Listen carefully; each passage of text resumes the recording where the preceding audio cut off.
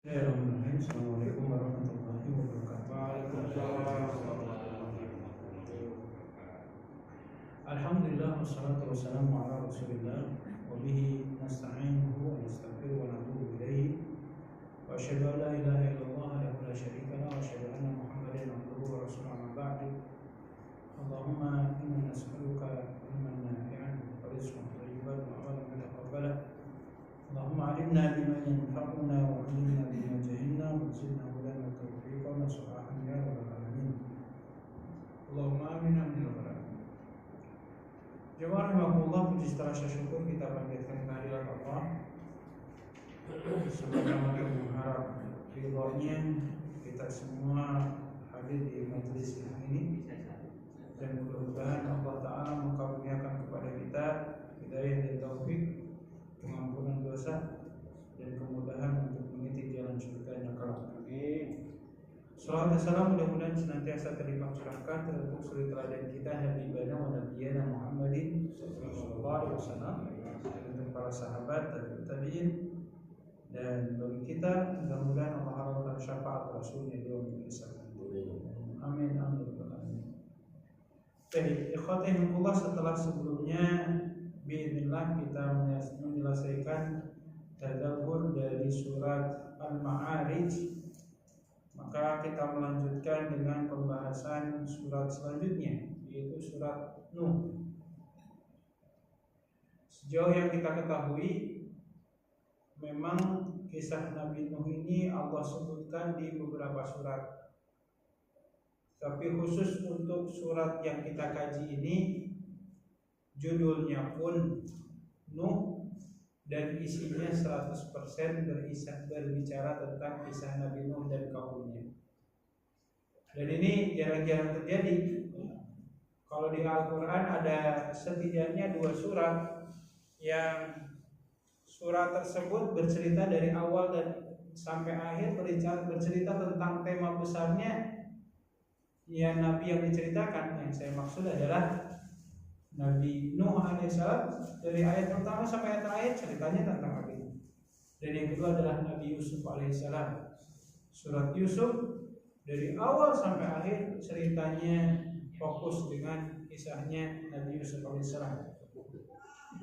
Nah, secara umum jemaah rahimakumullah, berbicara tentang Nabi Nuh alaihissalam ini, secara tidak langsung kita juga diingatkan oleh Allah Azza wa Jalla tentang 5 orang nabi yang memiliki azam yang sangat kuat dibandingkan secara umum nabi-nabi pada umumnya, yang dikenal dengan ulul azmi. Ya, ada Nabi Allah Muhammad SAW, ada Nabi Ibrahim, ada Nabi Musa, ada Nabi Isa, dan yang terakhir Nuh alaihissalam.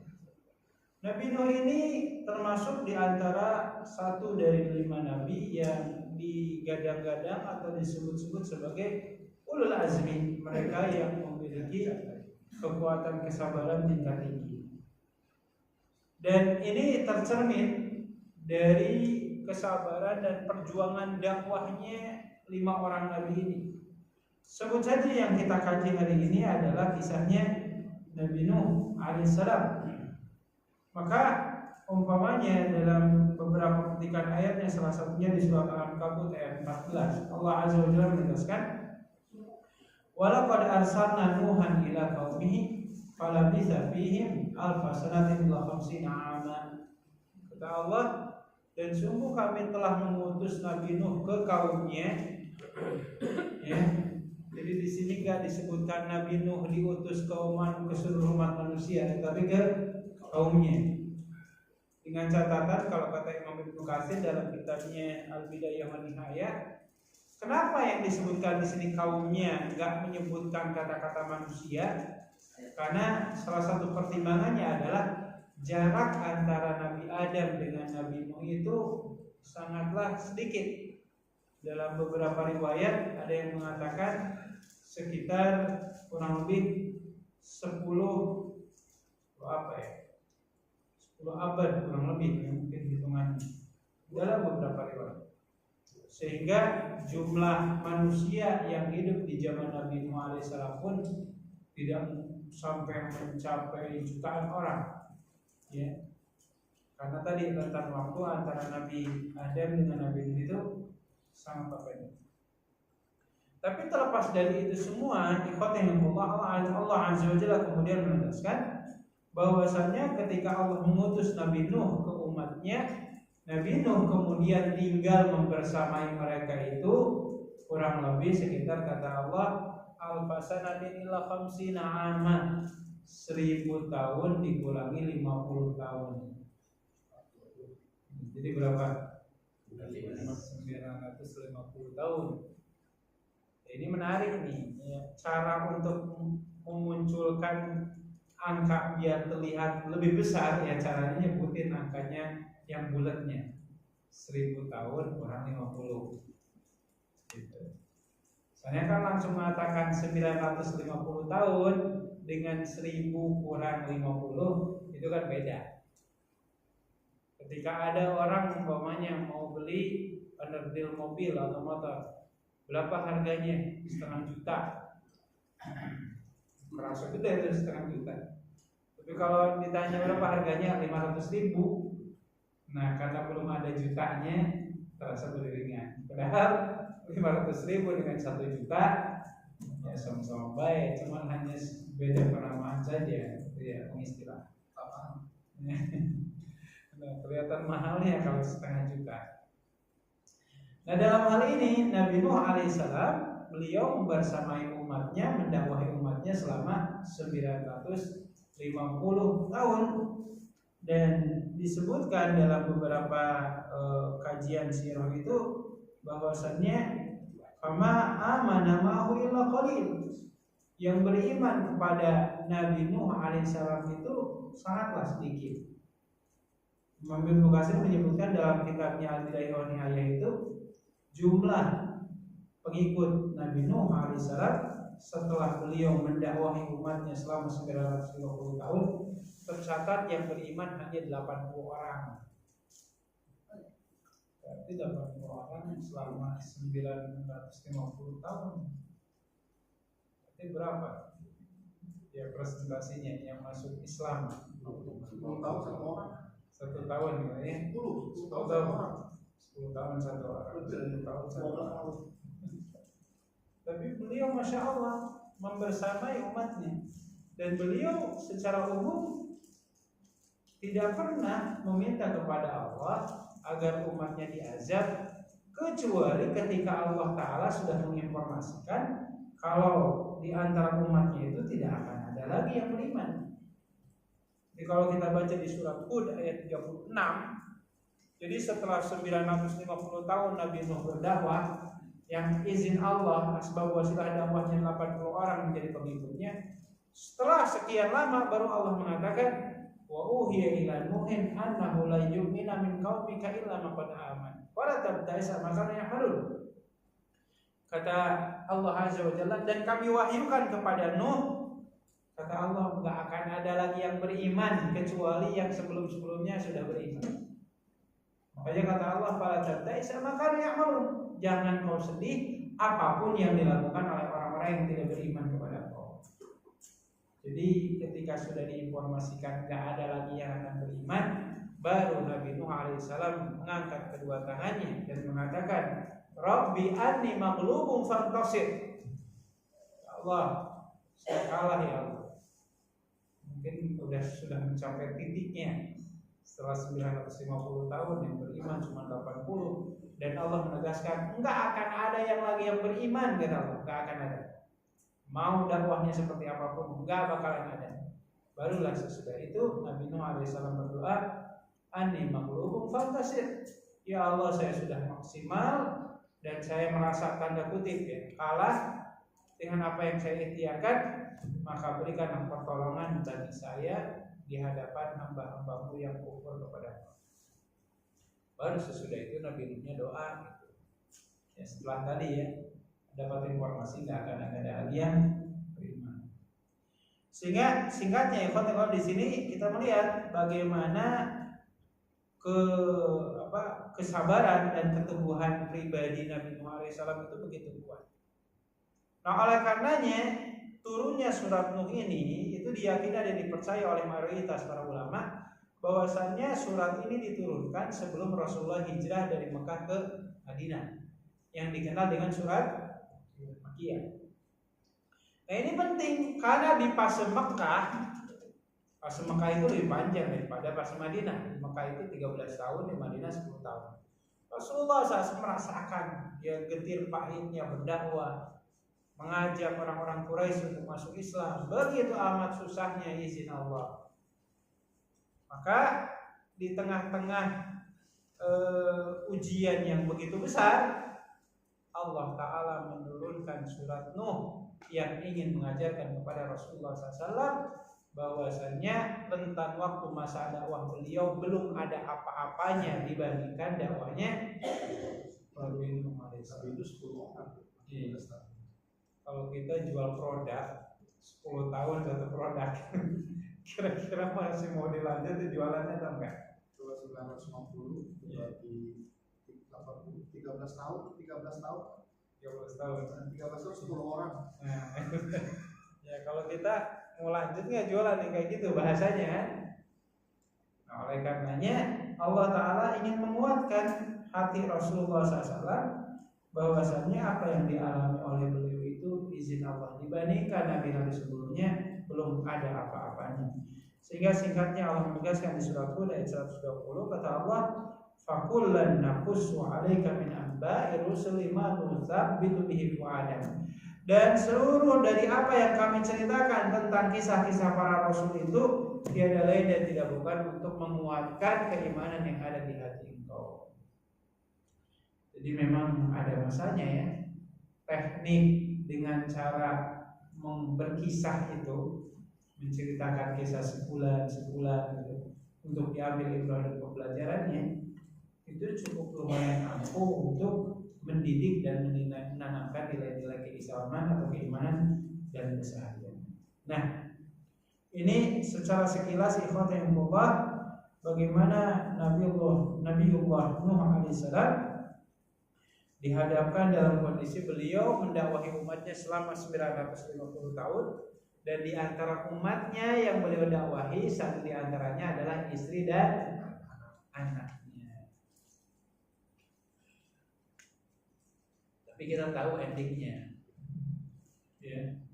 Sampai ada ungkapan, tapi ungkapan ini nggak 100% benar ya, tapi suka ada aja terjadi. Ada ungkapan gini, azhadun nasi fi ilmil alimi ahluhu wa jiran. Manusia yang tidak butuh dengan ilmu itu adalah keluarga atau tetangga dari si ahli ilmunya itu sendiri.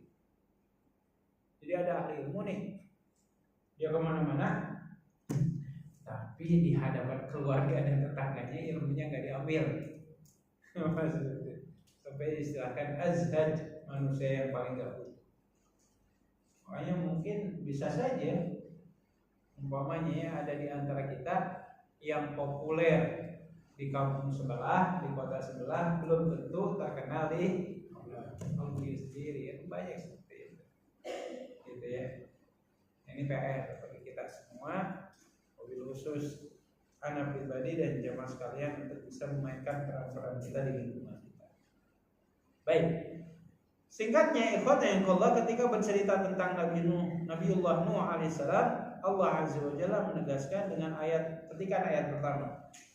Allah menegaskan, a'udzubillahi minasyaitonir rajim, bismillahirrahmanirrahim, inna arsalna nuhan ila qaumihi an anzir qaumaka min qabli ayyatihum adzabun alim.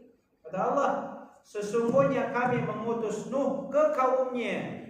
Itu yang disebutkan tadi, ke kaumnya, bukan ke umat manusia secara umum. Karena kenapa? Waktu itu jumlah manusianya masih sedikit. Makanya Nabi Nuh saat itu yang mendakwahi umat. Makanya ketika ditanya siapakah Rasul pertama di dunia ini, dari sekitar 25 nabi yang diceritakan, maka para ulama kalau yang ditanya adalah siapa Rasul pertama, ya jawabannya Nabi Nuh alaihissalam. Tapi kalau ditanya siapa nabi pertama, maka jawabannya Nabi Adam alaihissalam. Nah, jadi singkatnya ikhwanillah, Nabi Nuh diutus oleh Allah ke kaumnya, ya berarti termasuk di dalamnya keluarganya sendiri.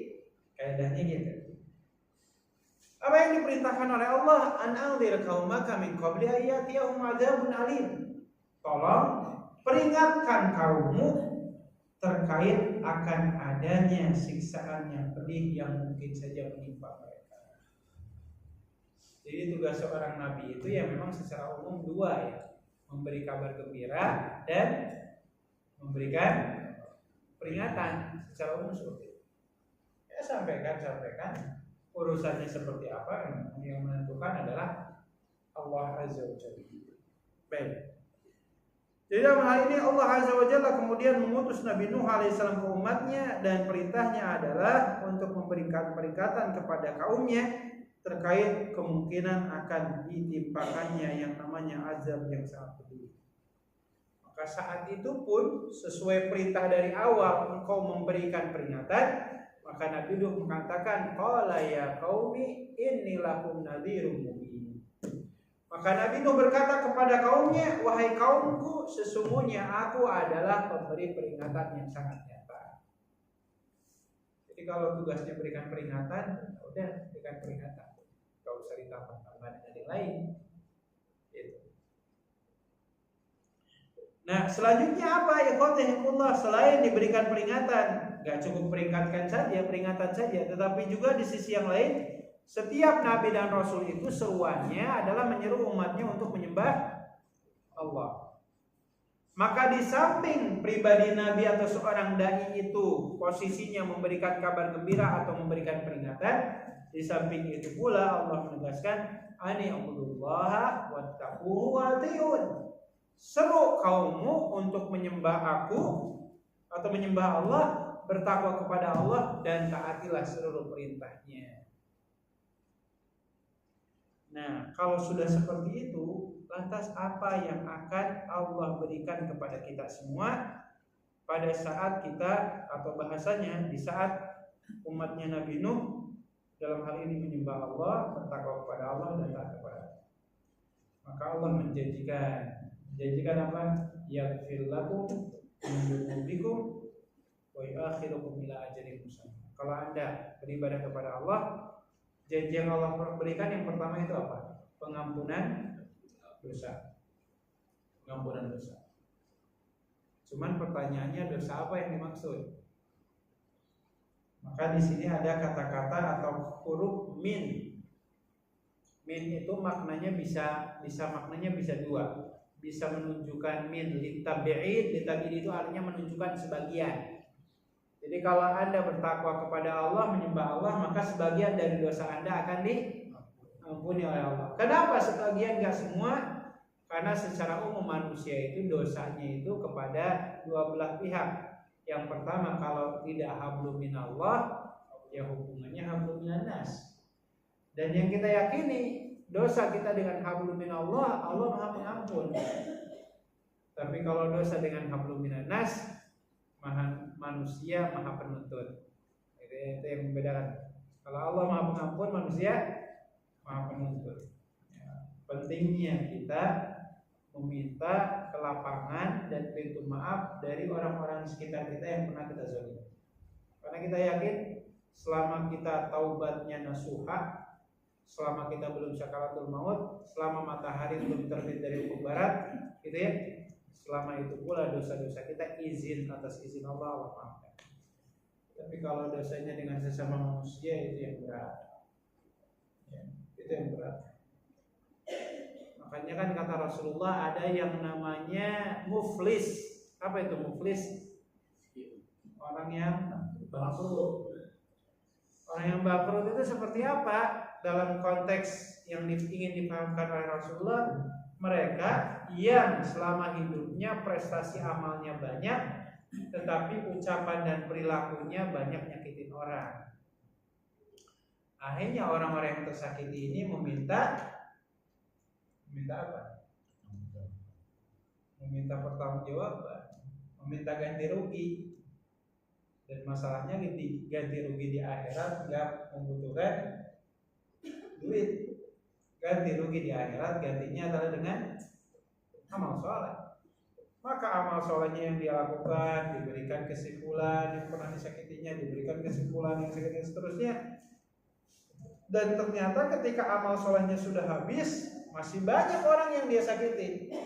Akhirnya dosa-dosa dari orang yang tersakiti itu diberikan kepada orang ini yang disebut-sebut sebagai ahli ibadah di masanya. Inilah yang disebut sebagai orang yang bangkrut di hadapan Allah Azza wa Jalla.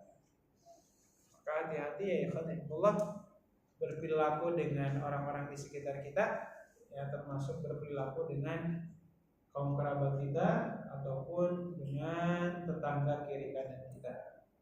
Ya. Baik. Jadi bisa diartikan yang dimaksud dengan sebagian dosa di sini bisa dimaknai adalah dosa yang sifatnya hablum minan nas.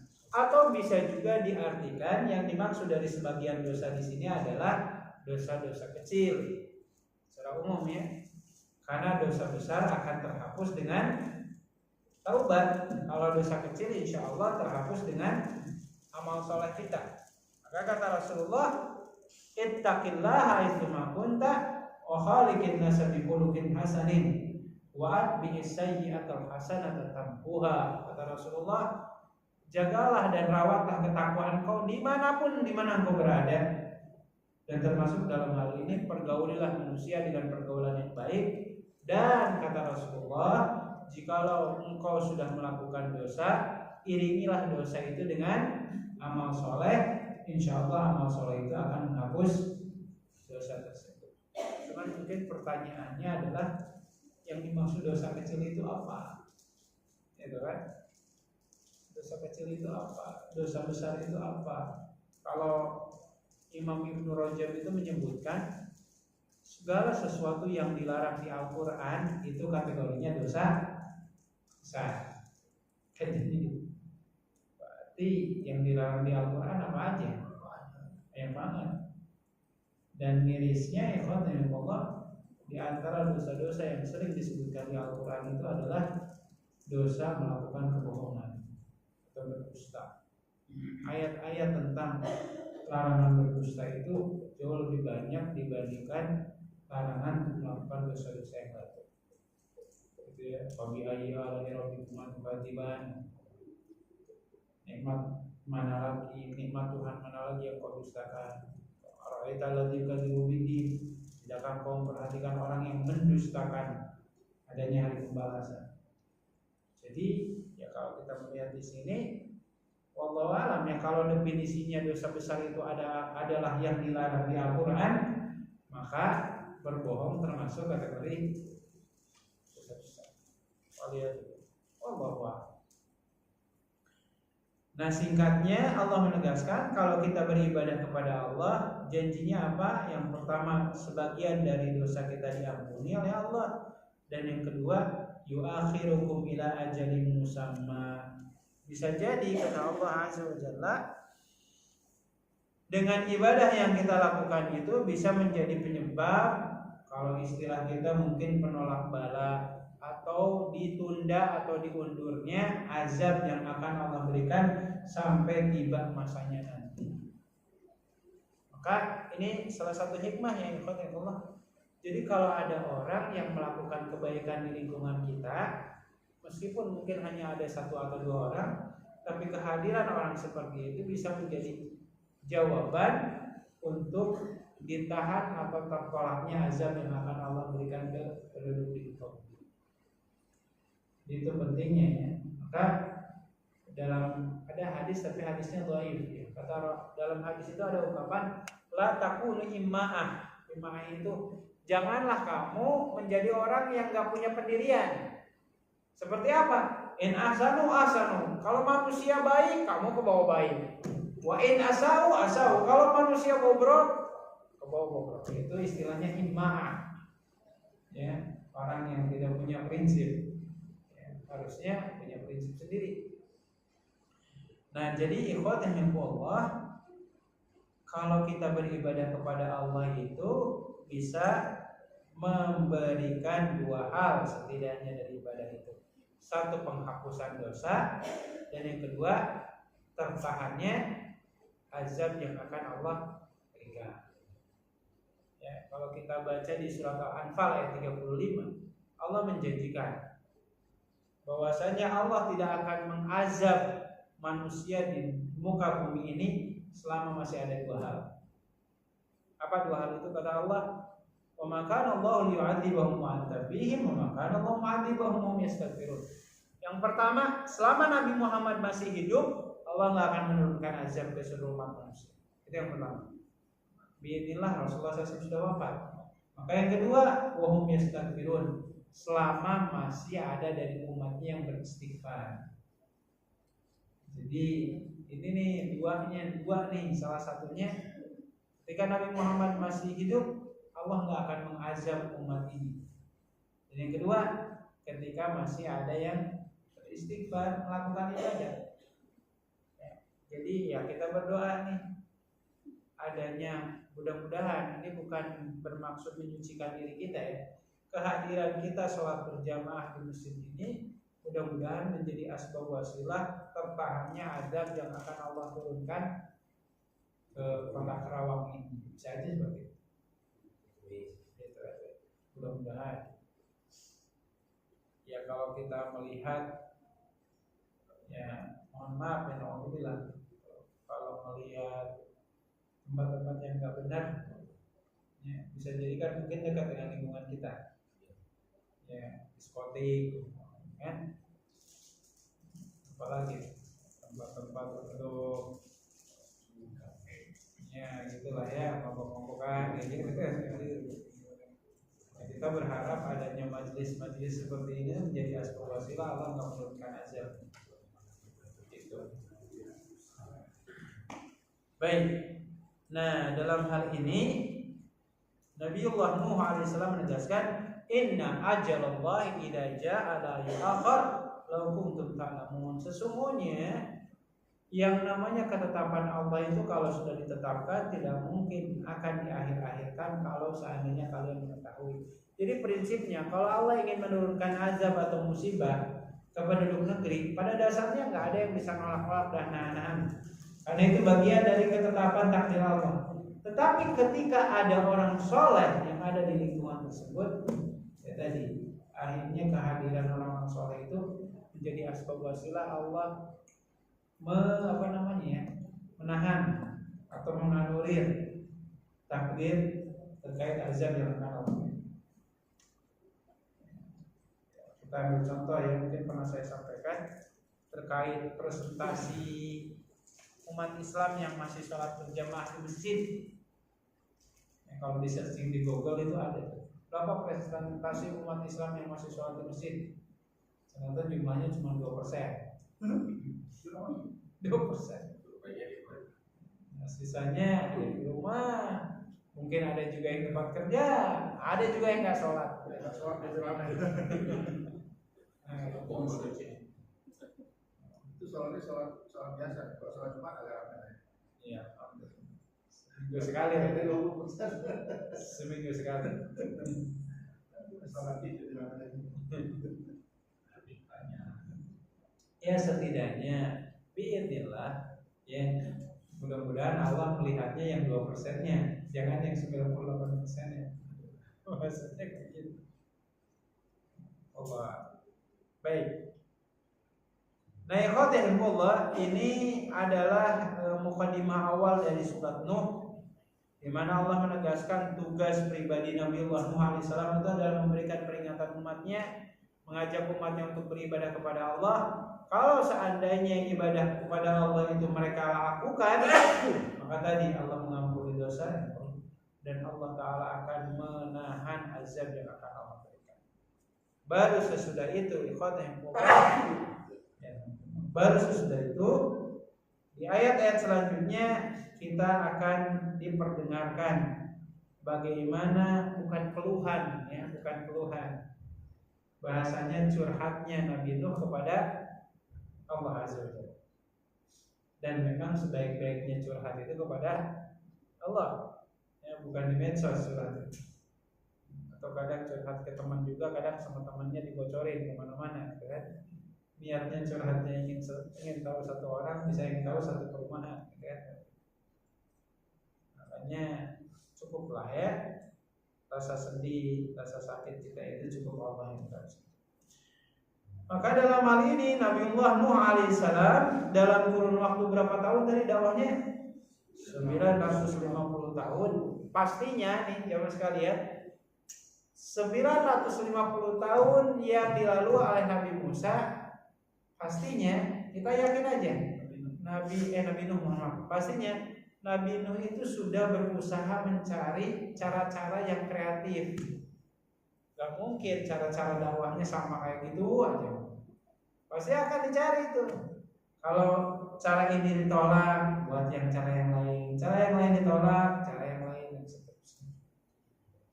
Nah, seperti apa? Nabi Nuh mengatakan, qala rabbi inni da'autu qaumi laila wa nahara. Dan Nabi Nuh berkata, ya Allah, ya Tuhanku, aku telah menyeru umatku atau kaumku laila wa nahara, dari malam sampai siang. Ya. Nah ini dibalikin, malam ke siang, bukan siang ke malam. Sampai ada pembahasan terkait ayat ini, kenapa yang didahulukan malam dulu baru siang. Nah, dalam beberapa uraiannya salah satunya Imam Al-Qurtubi mengatakan, kenapa didahulukan siang daripada waktu malam? Karena kalau waktu siang, sosok pribadi seorang nabi pun punya kewajiban nyari rezeki, nyari nafkah. Berbeda mungkin di waktu malam. Di waktu malam waktunya agak jauh lebih luang dibandingkan waktu siang. Tapi di sini kita melihat totalitas Nabi Nuh dalam berdakwah seolah-olah enggak melihat waktu, mau malam kek, mau siang kek, beliau tetap mendakwahi umatnya. Tapi apa hasilnya? Falam yazidhum du'ai illa firara. Setiap kali aku menyeru mereka, yang saya dapati adalah mereka makin lari dan menjauh dari seruan saya. Dan termasuk dalam hal ini bukan cuma lari saja. Wa inni kullama da'awtuhum litaghfira lahum ja'alu asabi'ahum fi adhanihim wastaghshaw thiyabahum wa asaru wastakbaru istikbar. Kata Nabi Nuh, bukan cuma lari, tapi di sisi yang lain, setiap kali saya mendakwahi mereka, apa kata Nabi Nuh? Ja'alu asabi'ahum fi adhanihim. Mereka memasukkan seluruh jari jemarinya ke telinganya. Padahal kan nggak mungkin ya kita itu memasukkan seluruh jari jemarinya. Kan pasti masukinnya satu kan, seperti ini. Tapi ini menunjukkan ketidaksukaan dan penolakan yang dilakukan oleh umatnya Nabi Nuh untuk menerima dakwahnya. Jadi kalau mungkin zaman sekarang mah ya, kalau umpamanya dakwahnya pakai WA, nomor WA-nya sudah diblokir duluan. Itu yang dilakukan oleh umatnya Nabi Nuh alaihissalam. Dan bahkan ini saking nggak maunya mendengar seruan Nabi Nuh alaihissalam, kata Nabi Nuh, bukan cuma memasukkan jari jemarinya ke telinga mereka saja, bahkan wastadzau thiyabahum, mereka pun menutup wajahnya dengan menggunakan baju-baju mereka. Jadi nggak mau dengar, nggak mau ngelihat. Dengar nggak mau, ngelihat juga nggak mau. Pokoknya udah gedak aja mungkin ya istilah kita. Nggak mau menerima dakwahnya seorang Nabiullah Nuh alaihissalam. Bahkan ujung-ujungnya wa asaru wastakbaru istikbara. Wa asaru, mereka terang-terangan menolak, wastakbaru istikbara, dan kesombongan mereka makin menjadi-jadi. Yang menariknya tadi saya sampaikan, Nabi Nuh itu dakwahnya berapa? 950 tahun. Berarti kalau hitungannya generasi, berapa generasi? 950 tahun. Ya katakan lah ya, umat zaman baheula kan umurnya panjang-panjang. Ya, sama. Ya kalau hitungannya 1 abad 1 generasi, umpamanya ya, 1 abad 1 generasi, wallahu a'lam, ini masih simulasi saja. Berarti 950 tahun Nabi Nuh sudah melalui 10 generasi. Jadi 10 generasi berarti hitungannya apa? Kakek, kakek sampai cucu, cicit, dan seterusnya. Ya, kalau bahasa Sunda itu ada namanya jangka goreng, kakain siwur, dan seterusnya. Pokoknya 10 generasi nggak ada satupun yang mau beriman kecuali hanya 80 orang tadi. Gitu. Luar biasa, Masya Allah. Ya, kesabaran sosok pribadi Nabi. Nah, singkatnya, kalau beberapa ayat lagi insya Allah. Jadi umatnya Nabi Nuh itu udah menolak, ya udah ilfil duluan lah untuk mendengar dakwahnya Nabi Nuh itu. Sampai tadi ya digambarkan telinganya dimasukin jari jemari, wajahnya ditutupin. Nabi Nuh belum ngomong apa-apa sudah dibenak duluan, bahasanya udah diblokir duluan. Maka Nabi Nuh alaihissalam pun nggak mau kalah dengan perilaku umatnya. Jadi dia berpikir ada solusi nggak, cara yang paling mudah untuk mendakwahi mereka. Maka caranya apa? Summa ini da'autuhum jihara. Saya mulai dengan mendakwahi mereka dengan cara terang-terangan.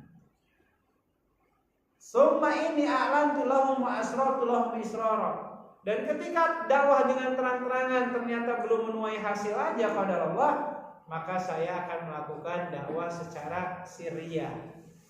Ya, apa istilahnya? Sembunyi-sembunyi. Datangi satu orang kayak gitu. Tapi ternyata tidak menuai hasil sama sekali. Bahkan tadi Allah kan menegaskan, udah nggak akan ada yang beriman lagi, gitu kan? Dari 80 orang yang sudah meraih hidayahnya Allah Azza wa Jalla. Tapi prinsipnya karena Allahnya belum nyuruh berhenti, ya udah dakwah tetap harus berlanjut. Gitu. Nah, singkat cerita, ikhwanillah, tadi kan Nabi Nuh itu di ayat-ayat pertama itu kan tugasnya memberikan peringatan akan adanya azab. Nah, sebaliknya di ayat-ayat selanjutnya ini seimbang nih. Jadi jangan cuma ngancam doang, tapi juga harus ada kabar gembiranya. Jadi istilahnya apa ya? Reward and punishment-nya harus ada. Jangan cuma pintar ngasih SP1, SP2, SP3, tapi juga seorang atasan bahasanya harus pintar memberikan penghargaan ketika bawahannya bagus. Nah, seperti itu. Kalau dalam istilah ilmu pendidikan itu ada namanya targhib dan tarhib. Targhib itu artinya memberi motivasi dengan janji-janji balasan pahala. Tarhib memberikan peringatan dengan ancaman-ancaman adanya balasan yang sangat pedih. Maka tadi yang didahulukan ancaman dulu. Ingat, kalau kamu gak beriman, Allah turunkan azab. Nah, kalau sekarang kebalikannya, faqultu astaghfiru rabbakum innahu kana ghaffara. Kalau kalian gak mau beriman kepada Allah, menyembah Allah, kata Nabi Nuh di ayat selanjutnya, sekarang ayo kita bertaubat aja kepada Allah, memohon pengampunan dosa, beristighfar. Karena kenapa? Allah Ta'ala itu Maha Pengampun. Dan ini nih janji-janji yang Allah berikan nih lewat lisannya Nabi Nuh alaihissalam. Janjinya apa? Kalau kita banyakin istighfar, yang pertama yursilis samaa 'alaikum midrara. Allah akan menurunkan hujan. Ya jangan seperti hujan di Indonesia. Ini kan hujan kita di Karawang udah hampir seminggu ya, berarti 2 minggu. Bedilah ya. Tapi kalau hujannya di gurun Sahara, di gurun pasir, hujan itu kan terasa benar-benar bermanfaat. Meskipun sekali hujan banjir bahasanya, tapi benar-benar dirasakan. Maka kalau ada di negeri kita umpamanya yang mengalami kekeringan, salah satu amalan yang bisa dilakukan adalah banyakin istighfar. Dan termasuk dalam hal ini bukan cuma turun hujan yang deras saja, kata Allah di ayat terakhir ya Allah, wa yumditkum bi amwali wa banina wa yaj'al lakum jannati wa yaj'al lakum anhara. Kata Allah, bukan cuma turun hujan saja. Janji yang lain adalah rezeki kamu akan dilapangkan ketika memperbanyak istighfar. Terus apa lagi? Yang belum punya keturunan, wa banin, kami berikan keturunan kepada kalian.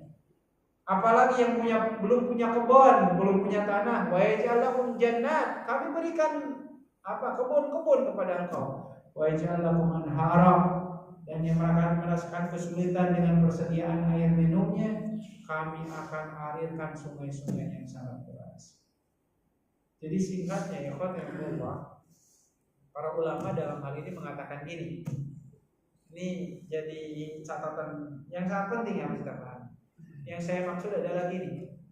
Ada ungkapan yang dikatakan oleh Imam Hasan Al-Basri. Beliau mengatakan termasuk kategori suudzon kepada Allah, jikalau kita hanya meyakini ibadah yang kita lakukan hanya akan dibalas di akhirat doang, sementara balasan di dunianya gak akan Allah beri.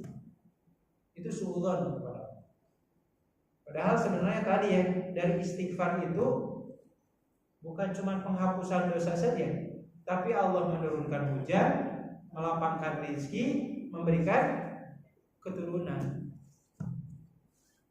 Maka bahasanya ya, tanpa diminta pun sebenarnya izin Allah, dengan amal soleh yang kita lakukan, Allah akan beri. Bukankah Allah menegaskan di surat At-Talaq itu ada kalimat, wa may yattaqillaha yaj'al lahu makhraja wa yarzuqhu min haitsu la yahtasib. Siapa orang yang benar-benar bertakwa kepada Allah, Allah akan berikan rezeki dari arah yang tidak disangka-sangka. Itu kan? Ya Allah makhraja, Allah akan beri jalan solusi. Ini kan takwa hubungannya dengan solusi permasalahan hidup dan termasuk kelapangan rezeki. Jadi sangat merugi juga kalau seandainya contoh ya, kita bersolawat, tapi solawat kita tujuannya umpamanya hanya sekedar ingin punya mobil, ingin punya rumah dan seterusnya. Toh biidznillah, kalaupun kita tidak langsung meniatkan nikmat dunia, dengan ibadah yang kita lakukan berdasarkan ayat di surat Nuh ini, amal akhirat yang kita lakukan itu implikasinya ada dua. Satu, balasan di akhirat nanti pasti seperti itu. Dan kedua, urusan dunia kita Allah udah. Nah ini apa bahasanya ya? Cara Allah memberikan didikan kepada hamba-hambanya lewat para nabi dan utusannya itu dengan melakukan dua cara. Satu, melakukan ancaman, dan kedua memberikan kabar gembira. Dan ini bisa kita lakukan mudah-mudahan ke anak-anak kita atau ke peserta didik kita. Jangan hanya sekedar pintar membentak atau masih hukuman, tapi juga di sisi yang lain kita harus bijak dalam memberikan penghargaan dan memberikan hadiah. Wallahu a'lam bishawab. Itu saja mungkin untuk uraian singkatnya terkait tafsir surat Nuh dari ayat 1 sampai ayat 12. Wallahu a'lam bishawab. Dan selanjutnya saya kembalikan kepada jemaah sekalian.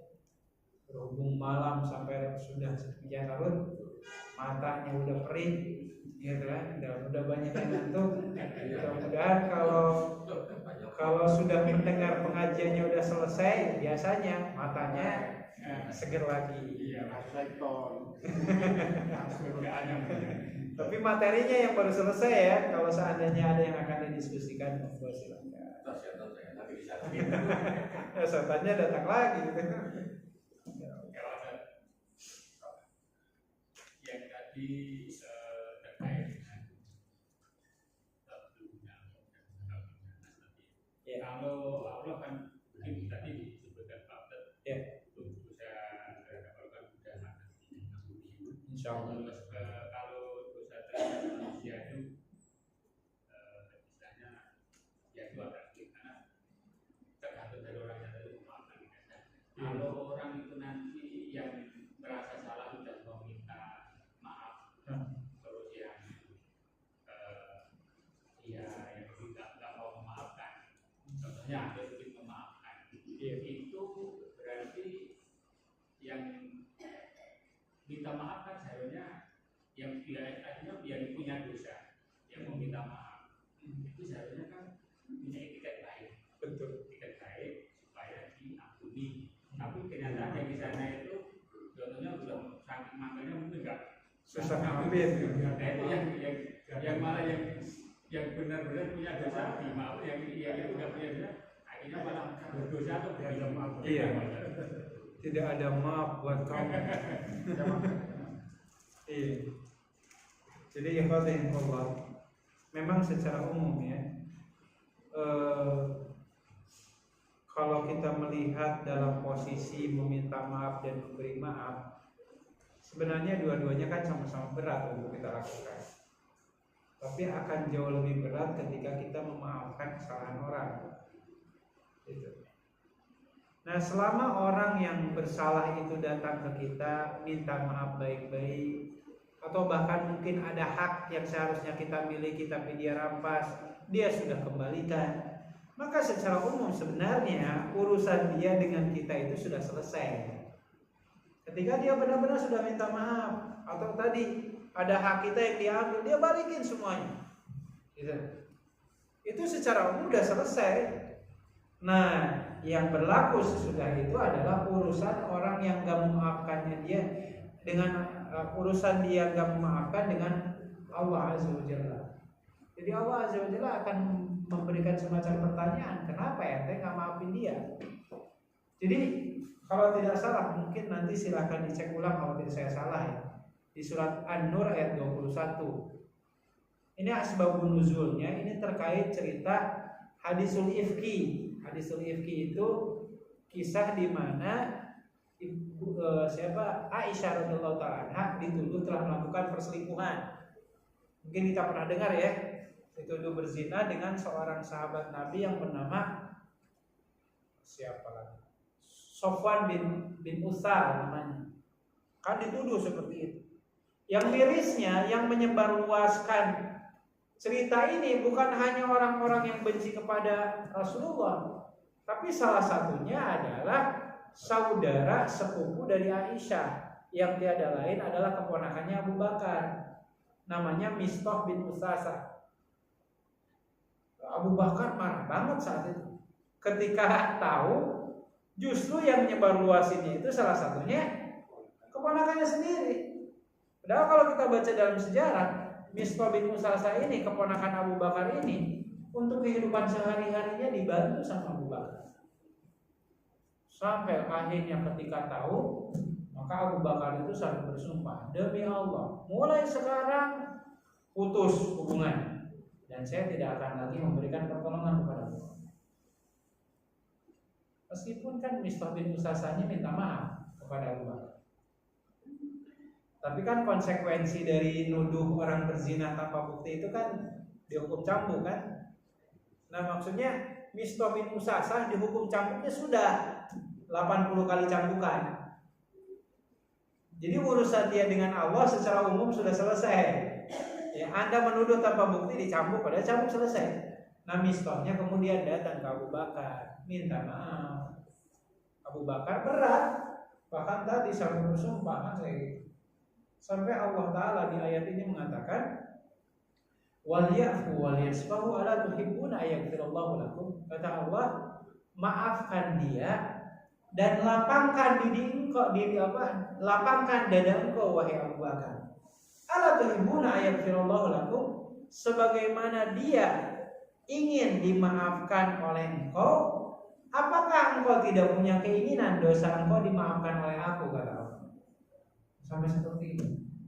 Maka ketika turun ayat ini, Abu Bakar langsung mengatakan, mulai sekarang saya maafkan kesalahan engkau dan hubungan kita akan kembali lagi baik seperti biasa dan saya akan bantu engkau. Jadi ya prinsipnya kalau saya melakukan dosa kesimpulan-kesimpulan umpamanya, selama saya sudah datang meminta maaf dan bahkan tadi kalau ada hak yang diambil kita kembalikan, secara umum ya kewajiban kita sudah selesai. Tinggal orang yang nggak memaafkannya itu, urusan dia tidak lagi dengan kita, tapi urusan dia dengan Allah Azza wa Jalla. Maka orang yang memaafkan kesalahan pribadi yang telah melukai hatinya, itu insya Allah ya, amalan memaafkan itu balasannya adalah Allah akan memaafkan kesalahan orang yang memaafkan kesalahan orang lain. Jadi ya jangan berkecil hati. Kalau saya dan kita pernah melakukan dosa dan kita minta maaf dan ternyata yang bersangkutan mengatakan sudi najis, jangan harap saya ngampuni dosa-dosa kamu. Ya sebenarnya udah selesai. Tinggal urusan simpulannya dengan Allah SWT. Banyak Abu Bakar sampai ditegur. Tapi kan wajar ya Bapak Ibu, kita punya anak perempuan yang kita cintai, yang kita urus. Di saat yang sama kita punya keponakan yang kita urus. Ya ternyata keponakan kita ini malah mencoreng nama baik keluarga kita. Memang bisa diterima sih perasaan Abu Bakar seperti itu. Tapi meskipun berat memaafkan, Allah Ta'ala sampai menegur Abu Bakar seperti itu. Wallah.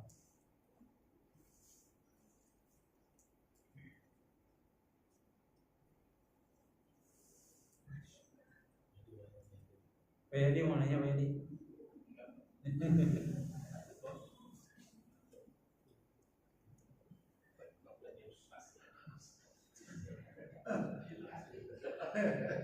Biasa banyak pertanyaan. Silakan.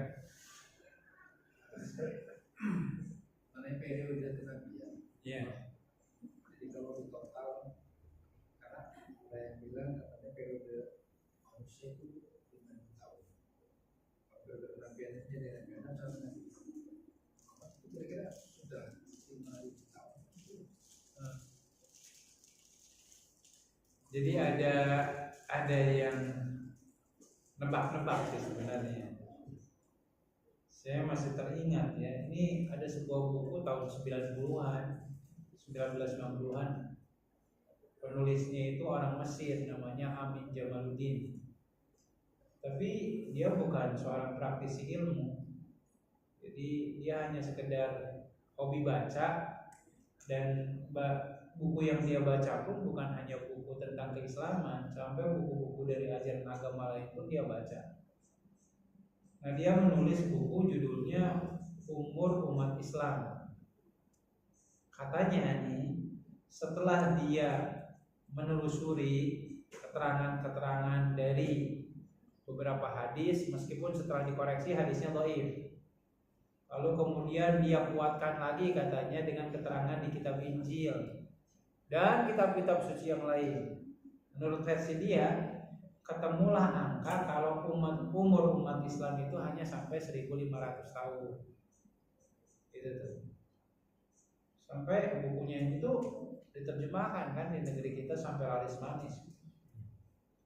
Tapi si penulisnya sendiri di Mesir itu sudah berulang kali diundang oleh Universitas Al-Azhar untuk memaparkan hasil kajian ilmiahnya, itu nggak pernah datang. Dan yang kita tahu sebagai seorang muslim, jangankan Amin Jamaluddin, saya ingin ngambil contoh nih. Malaikat Jibril pernah nanya ke Nabi Muhammad. Malaikat Jibril nih, kalau kita baca dalam hadis Arba'in, hadis yang kedua, malaikat Jibril gini nanya, ya Rasulullah, tolong kabari kepada saya, kiamat itu kapan sih terjadinya? Malaikat Jibril nanya kayak gitu. Apa jawaban dari Rasulullah? Mal mas'ulu anha bi'alamin as-sa'il. Yang nanya dan yang ditanya sama-sama nggak tahu. Itu tuh. Jadi malah malaikat Jibril yang nanya ke Rasulullah. Mungkin dikiranya siapa tahu Rasulullah dapat bocoran gitu. Ternyata Rasulullah juga nggak tahu. Ya bagaimana mungkin malaikat Jibril dan Rasulullah aja nggak tahu, apalagi manusia sampai mengkalkulasi 1.500 tahun. Ya kalau 1.500 tahun kan sekarang 1.436 Hijriah. Berarti berapa tahun lagi? 63 tahun. 65. Sekarang kan 1436 menuju 1500. 46. 56 tahun. 56 atau 46? 46. Sekarang 1446 46. maaf ya. 54 tahun lagi. 54 tahun. Kiamat. Ada Tuhan di sana. Iya, nggak ada yang tahu itu. Jadi ya bahasanya secara umum itu mah hanya mencocok-cocokkan saja. Karena prinsipnya Tidak ada yang tahu terkait umur umat Islam ini kecuali hanya Allah Azza wa Jalla. Allah. Ustaz, tentang pertanyaan pertama tentang meminta maaf dan dimaafkan. Kan ada orang misalnya dia orang lain dia mungkin melakukan kesalahan, terus orang ini juga sadar dia melakukan itu minta maaf gitu. Itu yang jelas itu yang meminta maaf sama yang memaafkan, yang ingin memaafkan itu tahu perkaranya gitu. Tapi kadang-kadang kan ada juga orang kan hanya suka mungkin ngobrol-ngobrol aja gitu, dia nggak sadar gunjingan itu sebenarnya sudah seperti menjelek-jelekkan seseorang gitu, tapi itu tidak sadar gitu.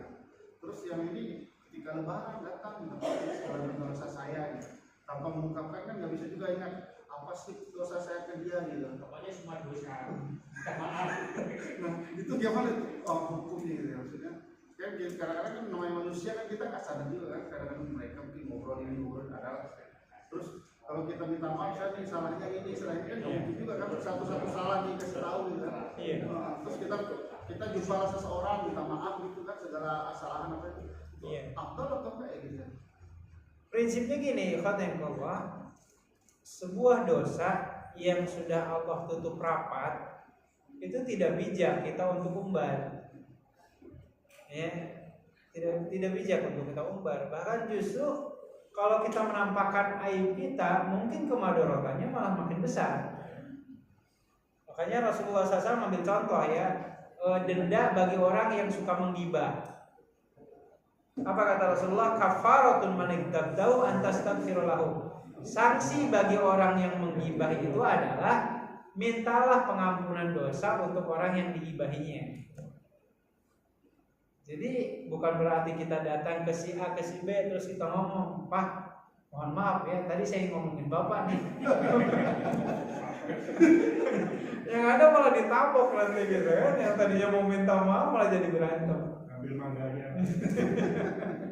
Iya, jadi ya wallahu alam ya, pada dasarnya kalau Allah sudah menutup aib kita udah selesai. Tinggal tadi kalau ini adalah hak antara kita dengan sesama manusia, kita datang tanpa perlu harus nyebutin nama dosanya apa. Yang penting kita maaf nih. Mohon maaf lahir dan batin. Itu bagus tuh. Mohon maaf lahir dan batin tuh pas lebaran umpamanya atau kapanpun lah kita datang gitu ya. Ya, mohon maaf untuk dosa yang sengaja atau enggak sengaja. Dan selesai itu seperti itu. Karena kalau tadi diubah, ya berarti kita termasuk orang yang membuka aurat setelah Allah menutupnya. Dan itu bukan sesuatu yang baik. Kalau di lewat medsos, Apa? lewat medsos itu adalah umum kan. Iya. Supaya ini saya minta maaf pada grup. Oh, bisa. Selesai ya. Ya, di grup WA, di Facebook, di apa gitu silakan aja bikin itu kan. Wallahu a'lam. Tahu gitu. Iya, Kalau misalnya terjadi kita pernah pinjam barang sama teman, kita terpisah lama, barang itu kita balikan, kita nggak tahu kondisinya di mana. Terus gimana caranya? nah itu Pak yang saya alami Pak. Jadi ada orang ini udah 15 tahun dia nitipin Quran ke saya untuk dijual, Quran Atlas. Sampai 15 tahun orangnya nggak datang-datang dan saya nggak tahu dia di mana sekarang. Sampai akhirnya Qurannya rusak. Tanggung jawab saya secara umum berusaha untuk menjaganya, merawatnya. Tapi kan seiring berjalannya waktu, ya, meskipun izin Allah ya, yang namanya perawatan itu ada masanya. Kertas itu laku, rusak dan seterusnya. Prinsipnya kan gini sebenarnya. Selama kita sudah menjaga baik-baik, dan mungkin dalam hal ini kita tidak ada niatan untuk mengabaikan kewajiban dari memelihara barang tersebut secara umum ya. Selama kemudian kita masih bisa membalikannya, maka itu kan menjadi kewajiban. Jadi barang titipan itu kan amanah secara umum. Soal masalahnya kan orang yang nggak ketahuan di mana, gitu ya. Saudara-saudara, Dan di tidak meninggal, tidak tsunami. Dan terus terang itu pun kan jadi nyusahin kita sendiri gitu. Kita mohon maaf ya, kita nggak ada kepentingan dengan Quran yang akan dijual ini, karena kita umpamanya nggak butuh dengan Quran seperti ini, tapi kita butuh Quran ini, tafsir ini gitu. Tapi ujung akhirnya kan jadi nyusahin kita sendiri. Nah, ini yang harus kita pahamkan. Ada satu kaidah, la dharara wa la dirar. Kita itu nggak boleh memadaratkan orang lain, sebagaimana pula kita juga nggak mau dimadaratkan orang-orang lain. Itu konsep seperti itu yang harus kita paham. Jadi kalau minta tolong ke orang, ya harusnya yang minta tolongnya juga tahu diri gitu. Bahasa kasarnya gitu. Dia kan nitipin barang ke kita, ya datang tuh ke kita ambil barangnya. Jangan malah nyusahin kita sampai bertahun-tahun seperti itu.